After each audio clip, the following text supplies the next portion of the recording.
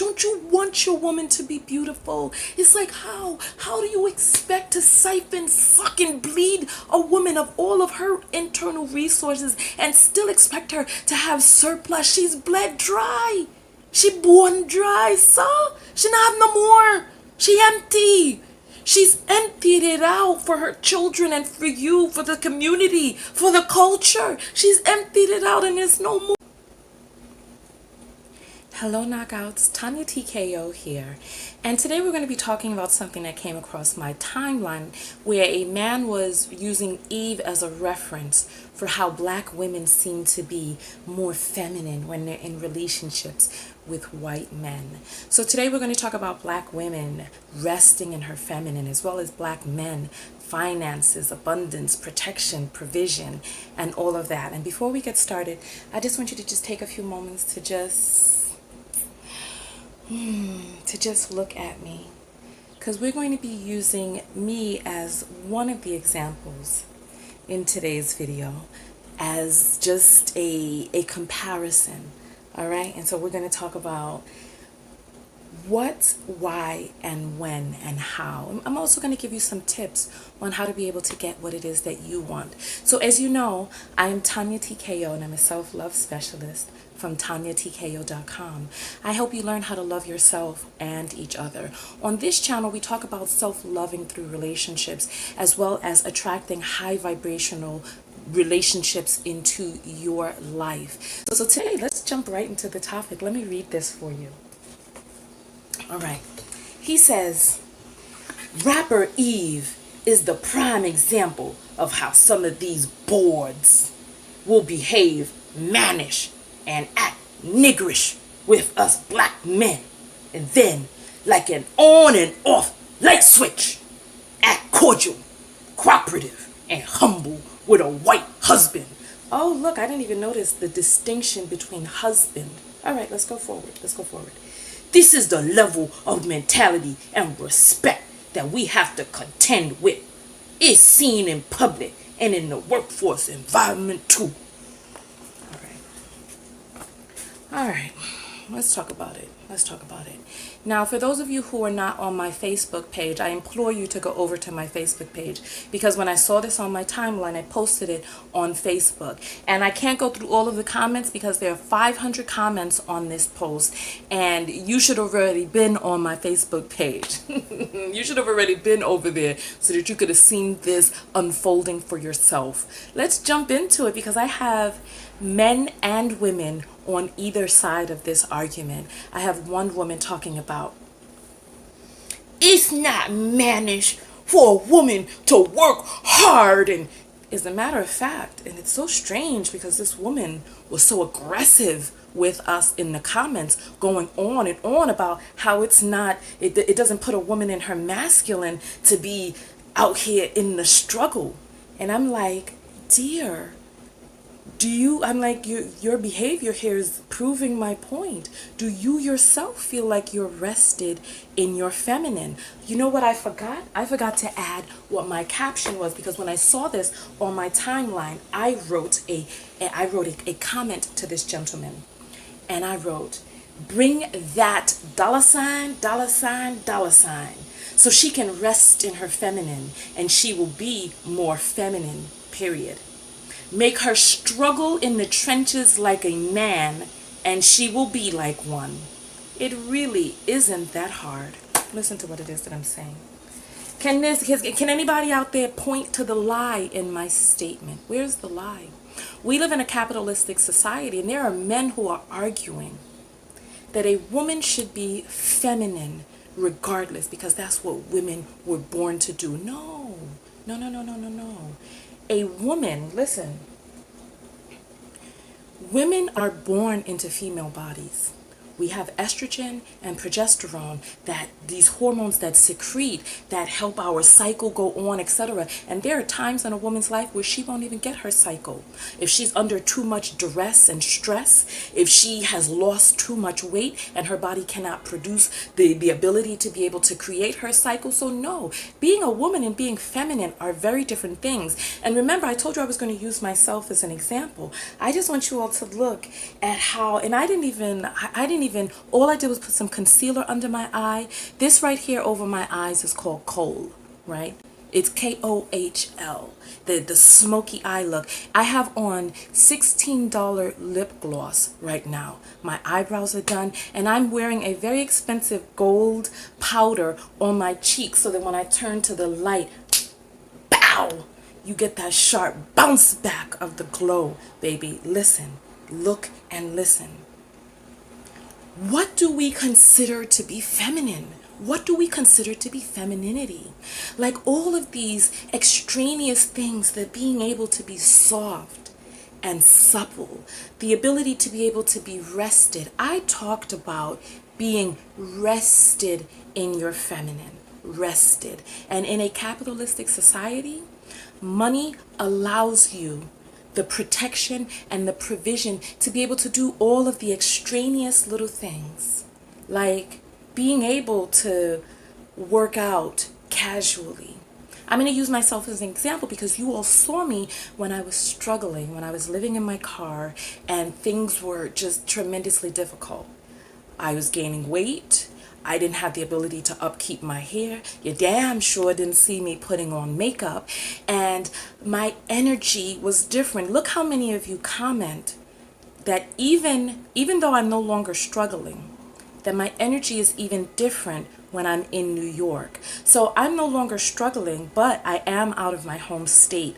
I'm in areas where I don't know the people. I live in my RV, I live on the road, and even though I'm no longer financially struggling, there's just a difference. Here, when I'm in New York, you can see my energy is more placid, my energy is more bubbly, my energy is more nutritive. And speaking of nutritive, it's like some of these men expect to be able to suck and bleed and siphon a black woman dry, siphon her dry, and then expect for her still to be able to maintain the levels of femininity that he would like to be able to feed his own masculinity. You know, it's like, ugh.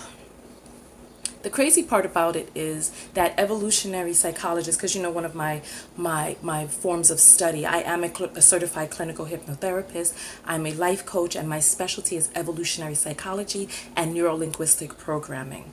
So in evolutionary psychology,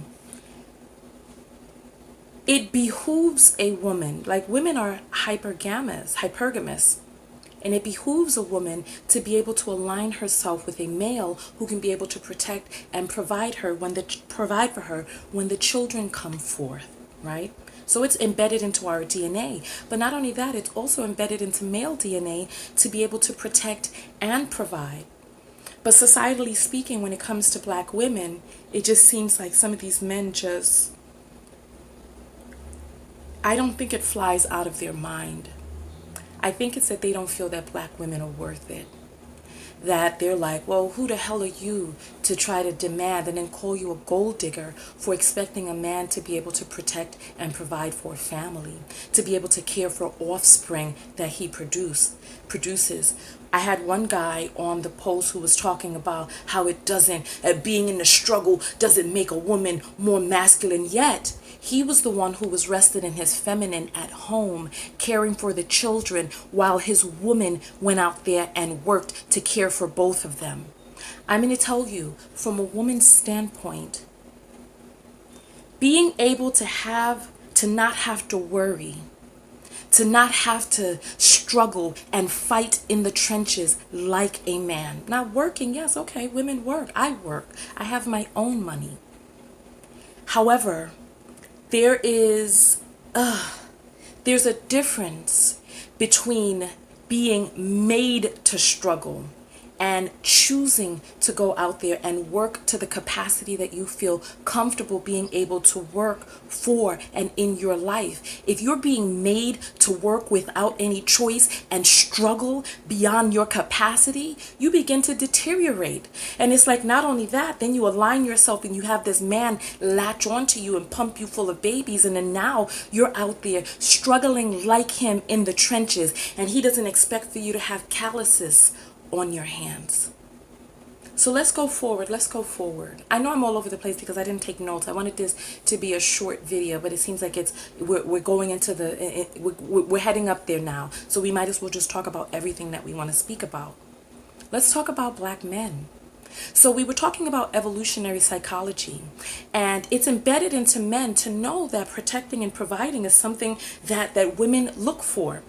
But for some reason, black women are not afforded this because black women are not prized. You know, we talk about how black lives matter. It's like black femininity. Black women don't seem to matter, even in the black struggle. It seems like cisgender, heterosexual males black males are at the top of that hierarchy, and everybody else is beneath that. It's like, it's amazing how we can talk about human rights and equal rights when it comes to black men not being shot down in the street. We know the statistics, how a black male is killed every 28 hours by the police, right? But did you know that a black woman in the United States is killed every 19 hours by a man that she was romantically involved with or married to? Every 19 hours. It's like we have this toxic masculinity run rampant, which is devouring the black woman, and she has no protection and no provision. And then people want to call her a gold digger for wanting protection and for wanting to be able, listen, she's not going to be able to be feminine when she's in the trenches like a man. Women don't thrive in that environment. Or femininity, because women can thrive, but femininity cannot. Femininity is rested. It's the masculine which is active. So when men create these dating profiles, so evolutionary psychologists did studies on dating profiles, how men behave when they were looking for a woman, and the types of things that men lie about when they're trying to when they're trying to suit a woman, when they're trying to become a suitor to a woman. They lie about how much money they have, the level of success that they have in their jobs. They lie about their height and those sorts of things. So those are the top 3 things that they lie about. Why? Because they know that women are interested in those things, because biologically speaking, it behooves a woman. So let's talk about Eve. Okay, so Eve was a bit rougher before. She was a bit rougher. Now, black women are in a particularly unique situation in that many of us are growing up in these hard ghettos of the United States. In the ghettos, what does protection look like for a black woman in the ghettos? It looks like aligning herself with a man who can physically protect her.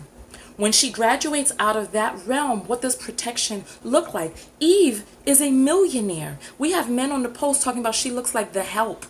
How she looks like the help.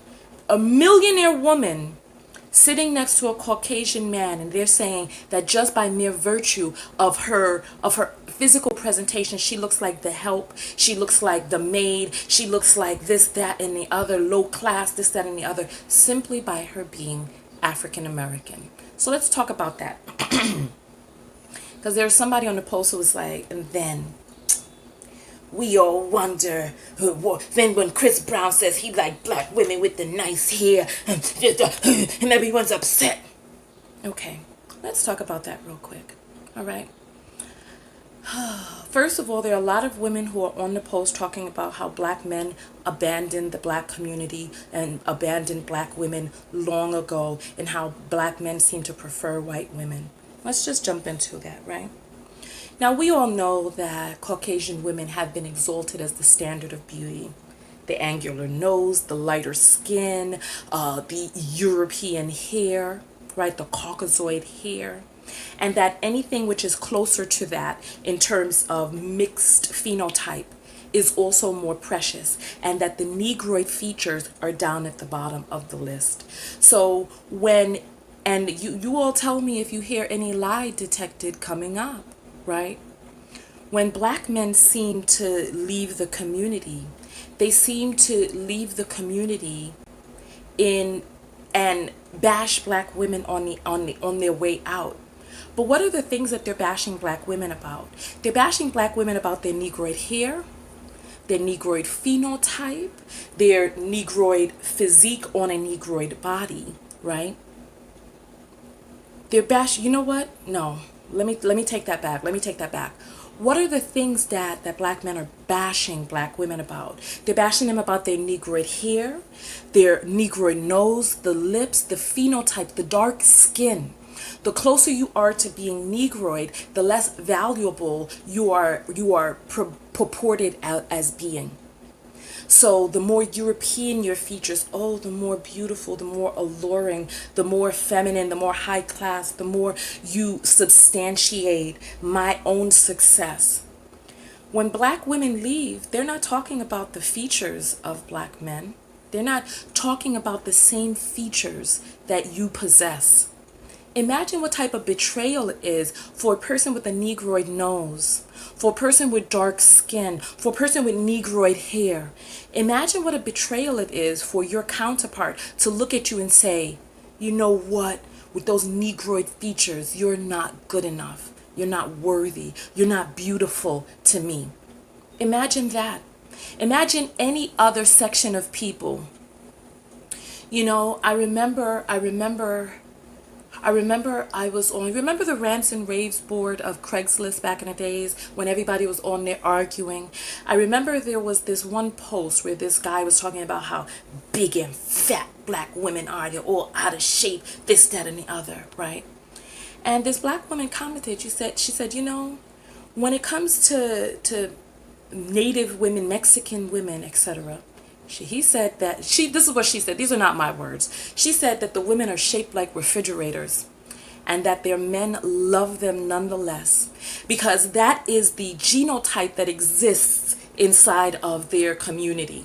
So imagine if the men who produce the genes with that geno and phenotype then lambasted the very women who look like their mothers, who possess that same genotype, lambasted them for having the genotypes that their own genes produce. When a black woman leaves from the black community, what are some of the complaints that she says? She talks about how she's treated, and if you see some of the black men bashing black women on this post, you'd understand what it is that I'm saying. I had to tell a few men, look at the way you're speaking, look at the way you're acting. It's no wonder she wanted to leave this community. It's no wonder. I mean, who would want to stay being treated like this, being called a mammy and a bed wench and a thought and a hoe and a biatch and all this other stuff? And I have to threaten people every day. I'm like, you call women these names on my channel, on my platform, you will get blocked. Look around. I don't tolerate that. But nonetheless. So when a black woman leaves a community, she talks about how she's treated, the amount of care that she receives, how tender she's being treated, how much of a queen she's being treated like. She also talks about, sometimes they talk about the money, how much money exists and how the money can provide for a life where a woman can rest and not have to be in the struggle. She's not talking about things that you can't change. I can't change the width of my nose. I can't change the DNA of how my hair grows from my scalp. I can't change the complexion of my skin without harming myself or using cancer-causing chemicals. I can't change that. I can't change my physical pheno and I can't change that. I can't change that. However, you can change how much you step up, how much you go out there and you work and do the damn thing, how much you provide and protect for your community. If you look at the way black men are running rampant in these communities, look at Chicago. Black men are destroying. People are not safe. Black women and children are not safe within their community and without. It's like, let me ask you all, because there are so many women who are commenting, and there was one woman who commented, I can't find her comment, and if you see this video, I'd love for you to tell me if there's somebody else who knows. She was talking about a study that she read, that women are in fact more feminine when they are not under stress, when they're not stressed out, that there's something about a woman physiologically that more is exerted, more of the feminine hormones, etc. are exerted. So please get back to me with that study. I want to hear that. Right? But it's like,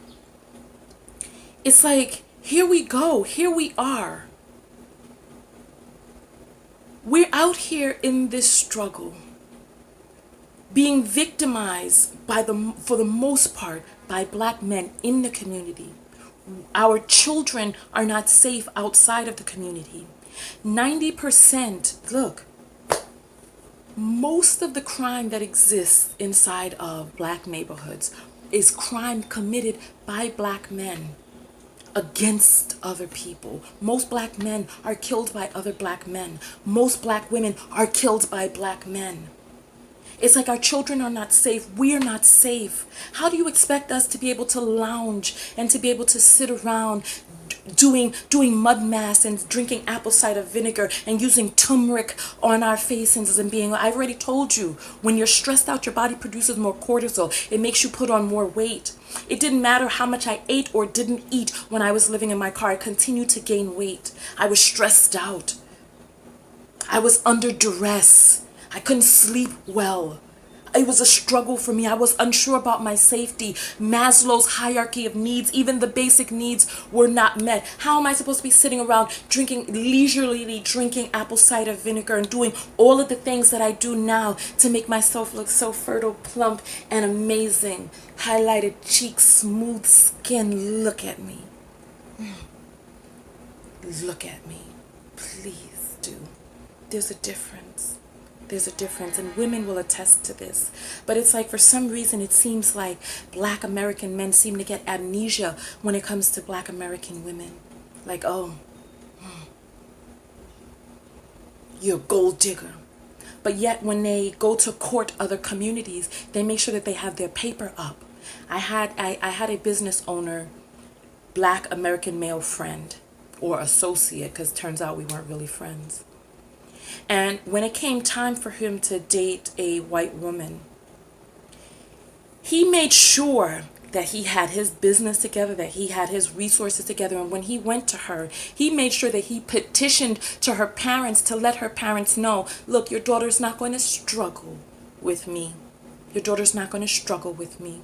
But then that very same man, when it was time for him to leave a black woman as a single mother, he didn't go through that pomp and circumstance. Black women, listen, women in general will submit. It is natural, it's embedded in our DNA. A woman will submit in a situation where she feels protected and provided for.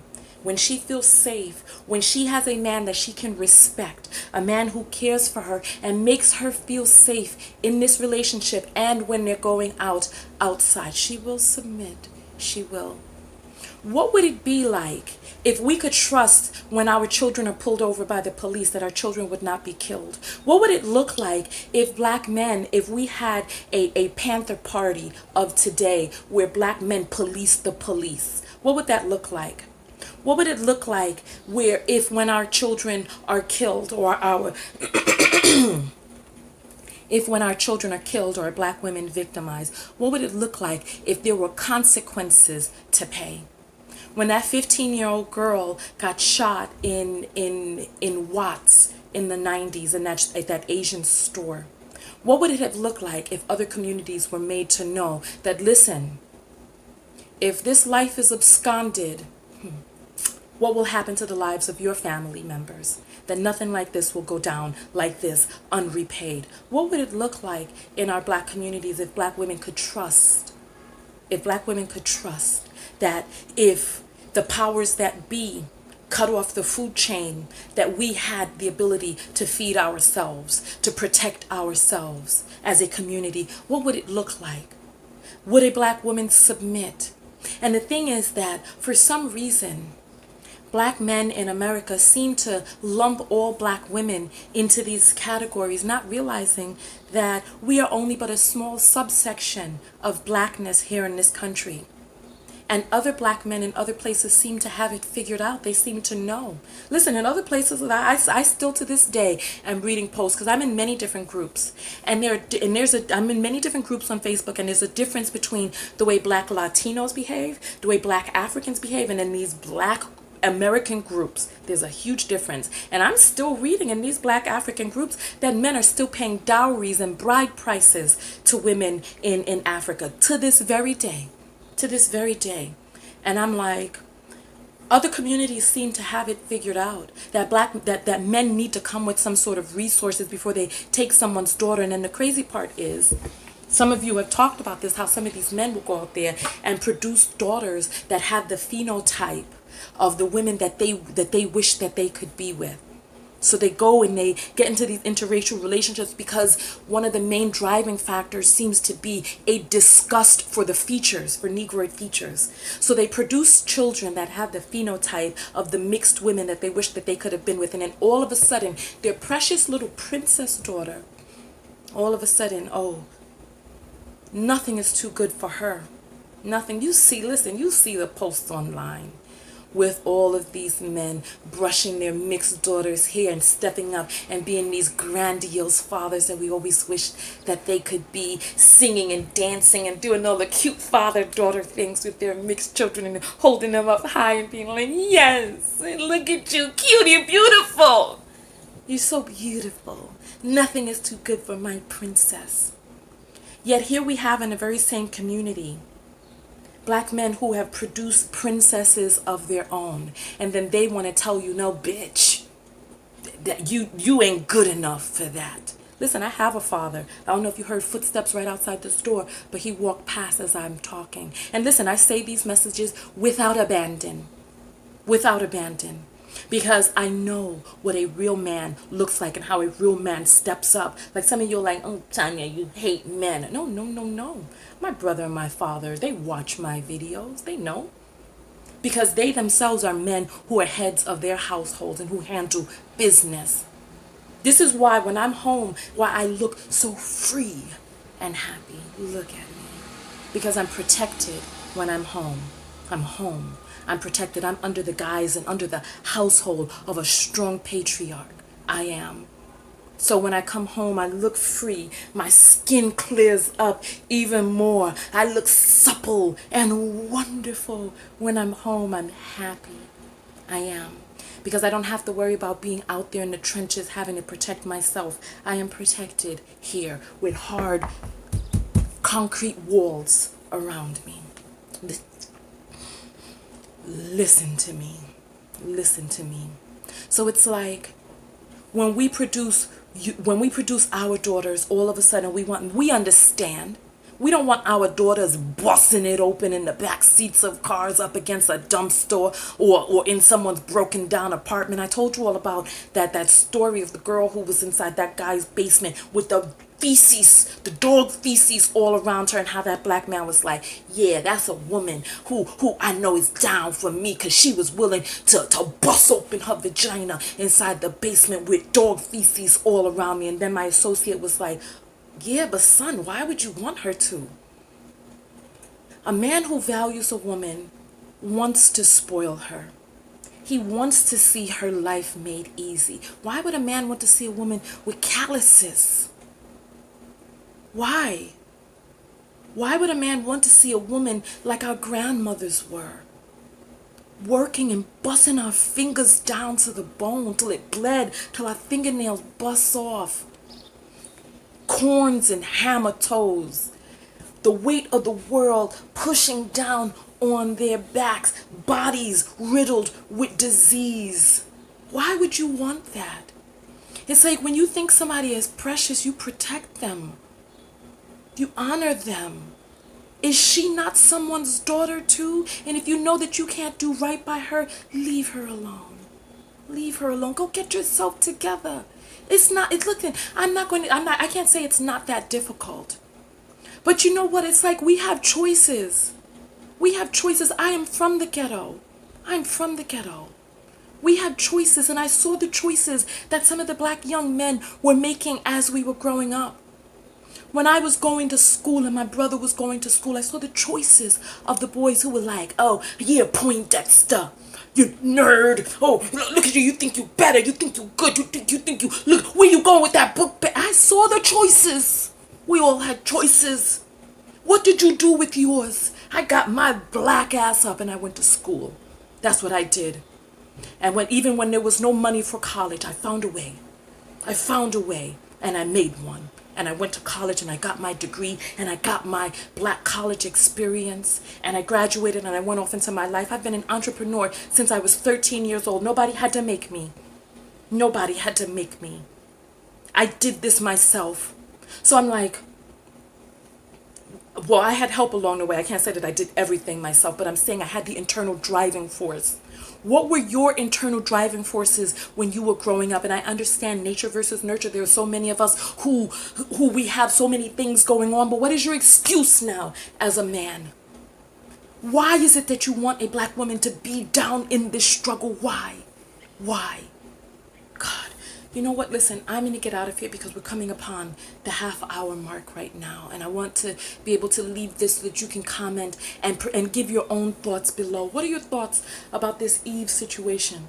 And about whether or not black women are more feminine with white men? Look, if you go to the Census Bureau and look at the net worth, listen, it's like we cannot make excuses. We have got to continue to move forward. Yes, we are in an unfair society with systemic racism. Yes. But what are we going to do about it? Are we just going to sit here being submissive and just turn up our bottom hole to the people and just go ahead, just ram in? What are we going to do? We have got to make a change. We've got to make a difference. And that a part of that starts with black family. I'm going to tell you this. I've been in California for 3 years now. I haven't seen a Negroid child. I remember I was on this RV camp way up in Mojave, the city. I was in Mojave, the city. And it was a dump of a city too. I saw my first Negroid child in 3 years. 3 years. I saw, and it was like the child ran by so quick that I couldn't see much. But from what I saw, her hair was in these little plaits and she was downtrodden. And I was like, what a shame it is that the first Negroid child that I see was tattered, downtrodden, running past in tattered clothes. First Negroid child I've seen in 3 years. I don't know how many of you out there in California, but you know what it is that I'm talking about. I'm not around children very often, but when I do see children, they're biracial in California. In California, I don't know what it is that's going on out there. But my thing is, a portion of getting where it is that we need to be starts with the protecting and the fostering of the black family. And a black family unit needs to be protected. What are we going to do now in this day and age today? What are we going to do? How are we going to change things? I'm so tired. I'm tired of these excuses from men complaining, wallowing in his toxic feminine, in victim mentality. You're not a victim, boy. You're not a victim. You're a man now. Get the hell up and do something. Goddamn. Get up. Do something. Stop complaining about how women want men with money. You already know. Look, it's in her best interest. She knows it's not in the best interest to produce children that cannot be cared for. On that note, I'm out of here. Listen, go out there and love one another.